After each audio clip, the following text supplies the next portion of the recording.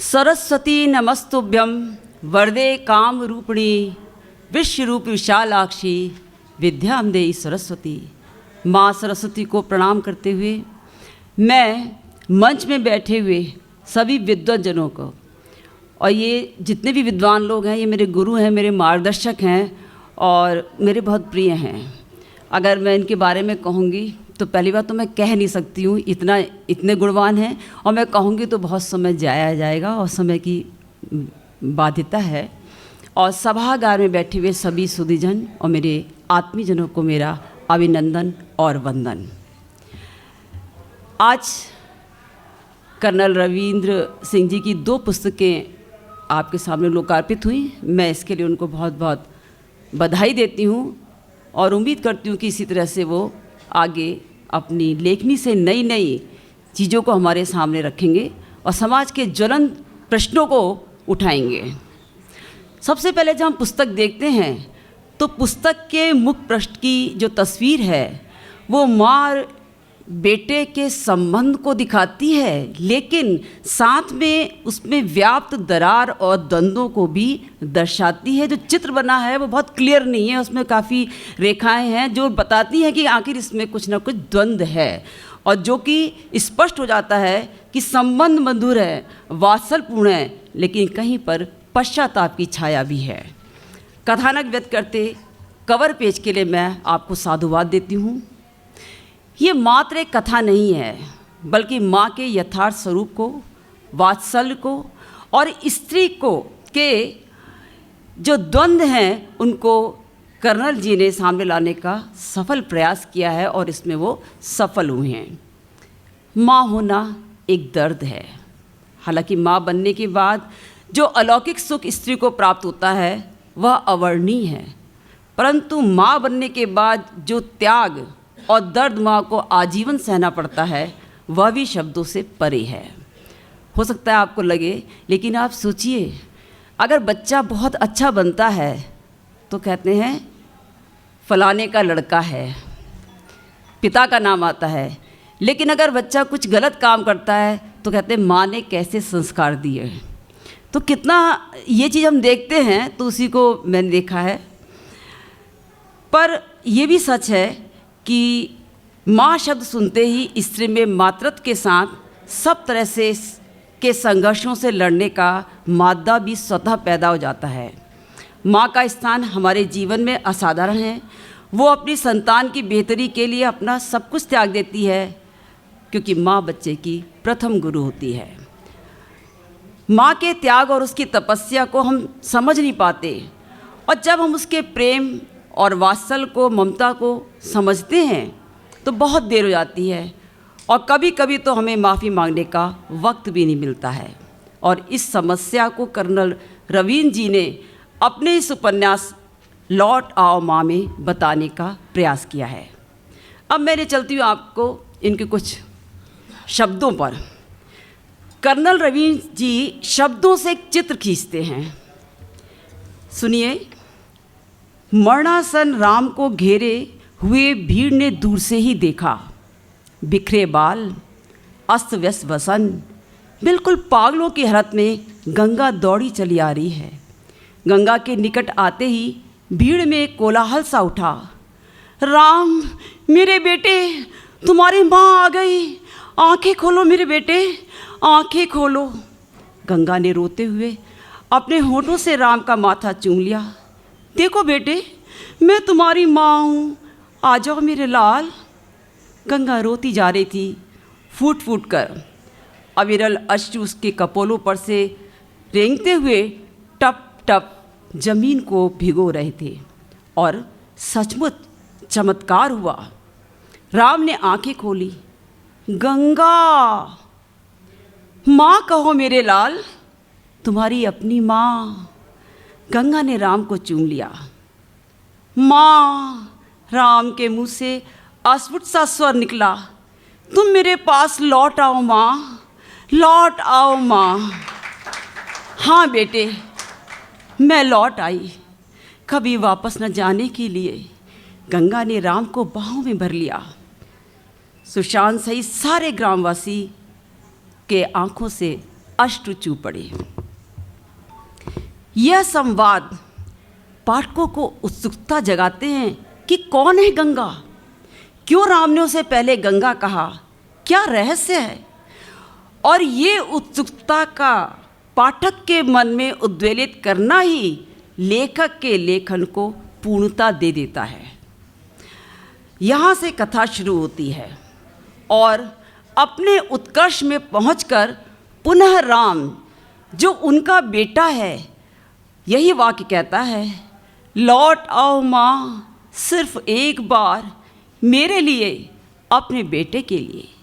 और वह फूट फूट कर रोता है और उपन्यास अपने चरम अंत पर पहुंच जाता है। यह एक विशेष बात है कि जिस संवेदना के साथ और जिस संवेदनशील शब्दों के साथ उपन्यास शुरू होता है, उसी संवेदना और आर्थ शब्दों के साथ उपन्यास का अंत होता है। इस तरह शब्दों का सामंजस्य करके कर्नल रवीन्द्र जी ने अपने लेखन की उत्कृष्टता को सिद्ध किया है। इस उपन्यास में मैं दो तरफ से, दो दृष्टिकोण से इसको बहुत उत्कृष्ट मानती हूँ। पहली तो एक माँ के रूप में है, जहाँ गंगा त्याग और बलिदान के साथ ही ममता की साक्षात मूर्ति है। जो त्याग गंगा दूसरे के जाए बच्चे राम के लिए करती है, वह त्याग कोई स्त्री पर बेटे के लिए दूसरे के बेटे को नहीं देती है। माँ अपने बच्चे के लिए करती है, पराई के लिए नहीं। एक बेटे के घृणास्पद शब्दों को देखिए, उन्होंने शब्द यूज़ करे हैं, वो शब्द एक चित्र सा खींचते हैं। और ये लेखक की लेखन की सबसे बड़ी सफलता होती है कि वो शब्द से आप एक माहौल, एक वातावरण के आपके सामने आ जाए, ये बहुत बड़ी उसकी सफलता होती है। कुछ रिश्ते ऐसे होते हैं जो संदेह के दायरे में रहते हैं, रहना भी चाहिए, अन्यथा उन पर विश्वास करने वाले की वही परिणति होती है जो मेरी हुई। छी तो लानत है तुम पर। बेटे मत कहो अपनी जुआ से मेरा पवित्र सा संबोधन। राम ने घृणा से जमीन पर थूक दिया। नागिन कभी अपनी नहीं हुआ करती और सौतेली माँ। राम के द्वारा कहे गए ये शब्द संवाद माँ के दर्द और पीड़ा की वेदना को इन शब्दों द्वारा पाठक तक पहुँचाने में कर्नल रवीन्द्र पूर्ण रूप से सफल हुए हैं। दूसरा है स्त्री मनोविज्ञान की दृष्टि से। इस पूरे उपन्यास में एक तरफ जहाँ माँ के रूप को रखा गया है, वहीं दूसरी तरफ स्त्री मन की जटिलताओं और द्वंद्व को सामने लाने में लेखक की विद्वता स्पष्ट दिखाई देती है।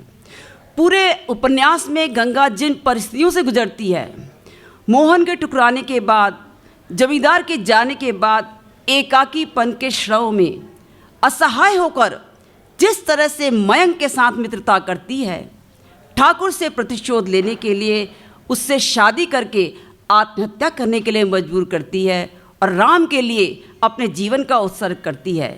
लेकिन इन सभी झंझावातों के सागर में डुबकी लगाते हुए भी वह माँ के फर्ज और कर्तव्य और ममत्व भरे संबंध को नहीं भूलती। यह स्त्री के ब्रज सी कठोर और फूल से भी कोमल चरित्र को सामने लाता है। एक और चरित्र है इसमें, नैनाबाई, जो कि एक वैश्या है।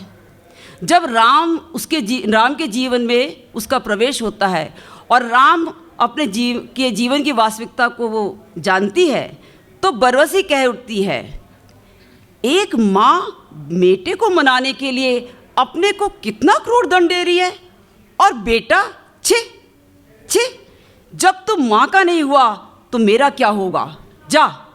और नैनाबाई अपने घर का दरवाज़ा बंद कर लेती है। ये शब्द नहीं है, ये एक स्त्री की संवेदना है।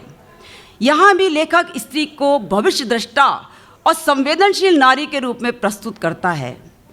नारी मन कितना भी कठोर हो, पर विधाता ने जिस तरह से कोमल मन दिया है, वह हमें सभी रिश्तों में दिखाई देता है। इसमें जीवन के उतार चढ़ाव, स्वप्न के टूटन का दर्द, विभिन्न पात्रों जैसे ठाकुर, मोहन, राम, सीता, नैनाबाई और मयंक के माध्यम से सामने आए हैं, जो अपनी विराटता, प्रासंगिकता और भावात्मकता के साथ एक मनोवैज्ञानिक पक्ष को सामने रखते हैं। कहीं कोमल मन में उठती तीव्र मनोकामनाएं और इच्छाओं की व्यापकता है, तो कहीं ममत्व और वात्सल से भरा संवेदित पक्ष है। प्रेम और वात्सल का दमित पक्ष है तो इसका उदात्त पक्ष भी है। सबसे खास बात तो है कि एक पुरुष होकर कर्नल रवींद्र जी ने जिस सूक्ष्मता और गहनता से स्त्री के मर्म को छुआ है, वेदना को छुआ है, उनकी संवेदना को छुआ है, उसके लिए मैं उनको सलाम करती हूँ, साधुवाद देती हूँ। इस तरह इस उपन्यास में गंगा नारी मन की मनोदशा का प्रतीक है, जो बहुत सहजता से पाठक को संवेदना के साथ जोड़ता है। भाषा और शैली पाठक के साथ तादात्म्य स्थापित करने का एक साधन है और कर्नल साहब ने इसको सरल भाषा में लिखकर आम जन की संवेदना को झकझोरा है, जिससे इसका विशाल फलक स्वयं ही सामने आता है और पाठक इसको जब लेता है तो एक ही सिटिंग में पूरा करने के लिए बाध्य जाता है। इस सुंदर, संवेदनशील और नारी मनोविज्ञान के अनेक पहलुओं से जुड़े उपन्यास के लिए मैं रवींद्र जी को बधाई देती हूँ। उनकी लेखनी इसी तरह चलती रहे, ये शुभकामना करती हूँ और आप सब इस उपन्यास को पढ़कर एक नए अनुभव से गुजरेंगे, ज़रूर पढ़िएगा, ये मैं आपसे रिक्वेस्ट करती हूँ। एक बार पुनः आप सबका अभिनंदन, आभार और पुनः धन्यवाद।